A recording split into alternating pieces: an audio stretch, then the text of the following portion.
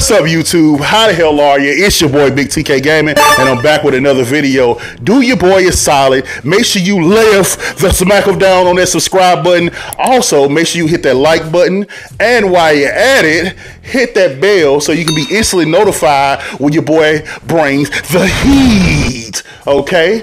So we all know that AEW Fight Forever is out now. It's been out for about a couple of weeks now. So I've been waiting, been biding my time before I actually made a video on this game, because if you like me and you grew up in the 90s and the early 2000s, you know wrestling games were the epitome of awesomeness. I mean, they had the best wrestling games, from your WWF No Mercy on the N64 to your PlayStation 2 Here Comes the Pain. Those games are goated, and those games are goated for a reason, because the gameplay and how fun they were.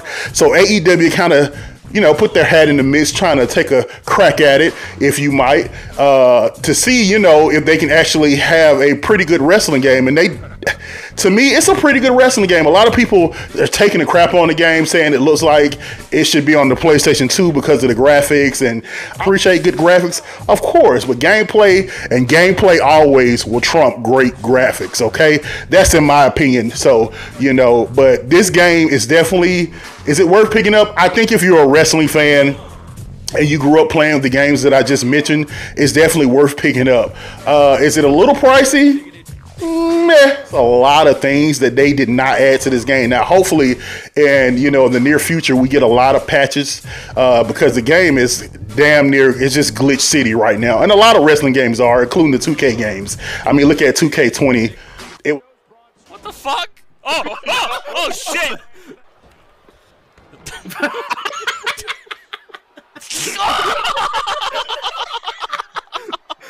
Now let me try that. Holy shit. Them for actually trying to develop a game like this, and it's used the old school Aki engine, which, if you're familiar with the WCW versus NWO Revenge and your WWF No Mercy, like I said, those games are pretty much goated. So they're trying to fill that void of nostalgia, I feel like, with that awesome old school gameplay, and it kind of does achieve that. I love it. If you ever played also WWE Day of Reckoning on the Nintendo GameCube, it definitely has that type of vibe as well, and it's a pretty solid game. I like it. I want to show a little gameplay, because I picked it up on the Nintendo Switch, and I want you guys to see how the gameplay looks in handheld mode. That was pretty much my only reason for buying it on the Nintendo Switch, because I wanted a portable wrestling game to play on the go. And I'm gonna give you my verdict, how I feel about the game, at the end of the video. Let's get into it. All right, y'all, this is the main menu screen, and if you ask me, I think it looks pretty clean. It's pretty clean. It's very user-friendly, straightforward. It's easy to maneuver around the main menu. You got your one-on-one match, you got your two-on-two, which is your tag team, you got your three-way, your fatal four-way, your casino battle royal, your exploding death match, your mini games, your training. Also, if you go over here, you got your online, you got your casual rank, you got your private matches, and you go over here, this is your creator wrestler, your creator team, and your arena. Also, and this is where you can play the Road to Elite, which is this game's story mode. So it also has an area where you can use in-game currency to buy stuff in the AEW shop, which is different taunts and other stuff. So that's pretty cool. It reminds me of, you know, No Mercy and the older wrestling games of yesteryear. So we're going to go ahead and get into some gameplay. So we're going to start off with a simple one-on-one match. This is actually the match that I prefer to play, and as you can see, it has a pretty big roster. You know, you got your MJF, your Orange Cassidy, you got your Powerhouse Hobbs, Sammy Guevara, you got all of these different characters. You got your boy Sting. So I definitely am loving the roster, and of course they dropped some DLC for some characters that should be, or some wrestlers that should have already been in the game, like FTR and other characters. But I think I'm gonna just go ahead.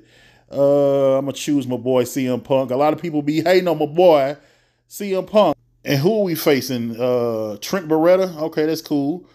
Have to beat up on old Trent. And as you can see, let's just go ahead and jump into the game. So we're gonna go ahead and jump into some gameplay right quick.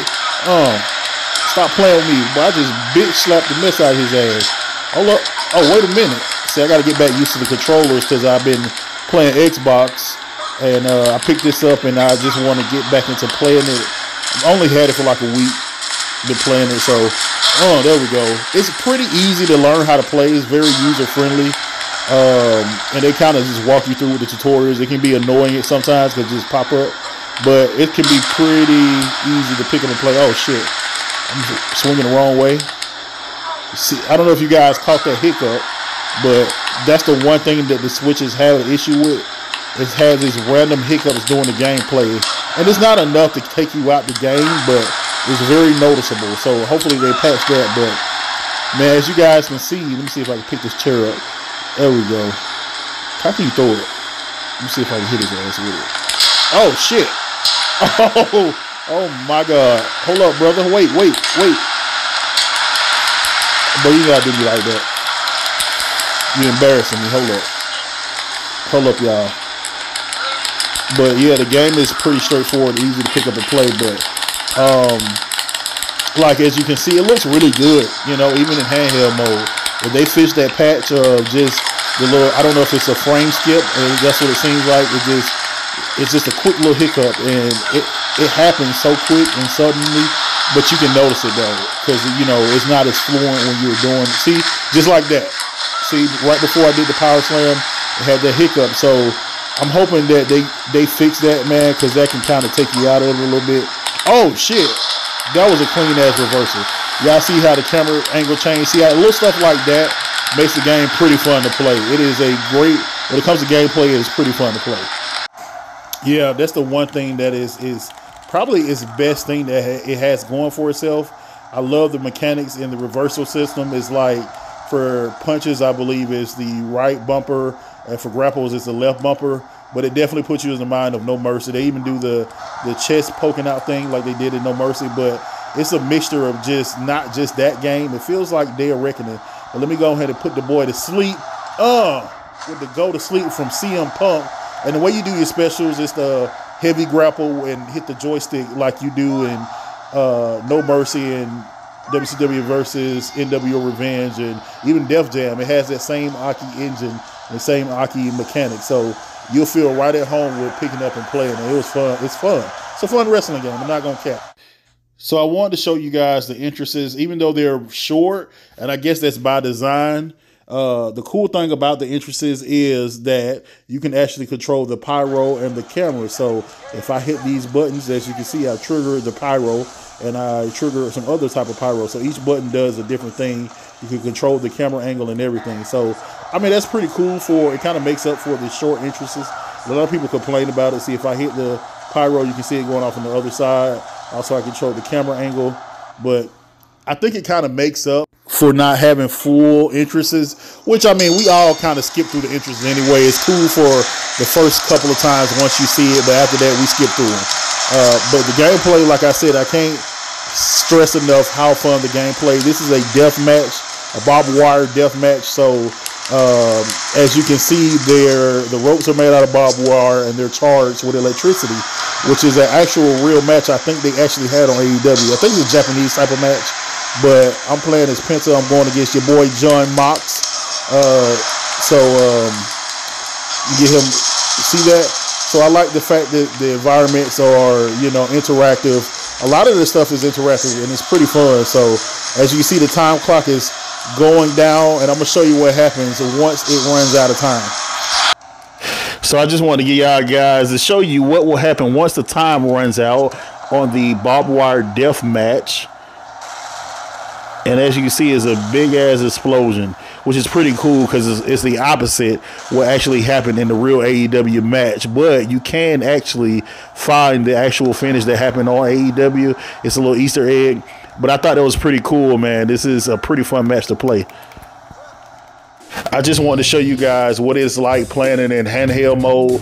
For me, it's worth it at the price of admission just to be able to have a wrestling game to play on the go. To me, that's the reason why I bought it on Nintendo Switch. To a lot of other people, is it worth your hard-earned money?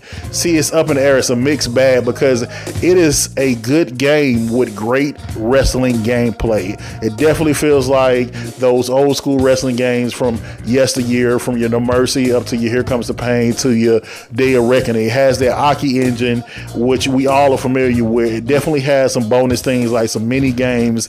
It also has a pretty decent story mode. It's not fleshed out like it should be, but it's okay. But but it's still lacking a lot of things, man. For them to try to take the formula of your WWF No Mercy or your WCW versus NWO Revenge is not doing some things that those games did. I'll give you a prime example of a reason why this game is lacking. Why does WWF No Mercy have a 4-player ladder match and AEW Fight Forever doesn't? There's no reason this game came out in the what 2000, early 2000, maybe 1999 on the N64, and you are able to play a 4-man ladder match. You can do a tag ladder match, and I think you can do a 3-way ladder match. You can also do a 4-way ladder match. There is no reason for AEW, a game that came out in 2023 that had a lot of pushback in the development for it to release. We were supposed to get this game, I think, over 2 years ago, and we're just now getting this game. Why can't I play a multiplayer ladder match? So that, I don't understand why that's not a thing in the game. But there's also, even WWF No Mercy had a special guest referee. So it's been a while since we actually had this in any wrestling game, especially 2K games. I don't understand why is it so hard, but this game came out 23 years ago and it had this in the game. So I definitely recommend getting the game if you're a diehard wrestling fan. If not, wait for it to go on sale. It's your boy Big TK Gaming. Make sure you like, subscribe, and comment below. I'm out.